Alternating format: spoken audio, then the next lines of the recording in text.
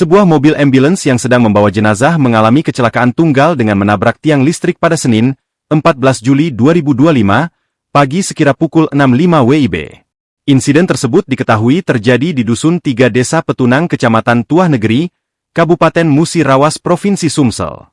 Pantauan Sripoku.com, mobil ambulans jenis Toyota Calya warna hitam dengan nopol bank 1387 OW kini terparkir di sekitar Polres Musirawas, setelah diamankan oleh Satlantas Polres Musirawas.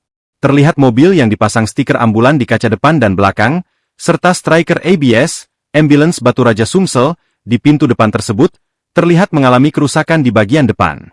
Tak hanya itu, di bagian kaca depan juga mengalami retak akibat kecelakaan tunggal dengan menabrak tiang listrik di depan rumah warga di Dusun 3 Desa Petunang Kecamatan Tuah Negeri, Musirawas.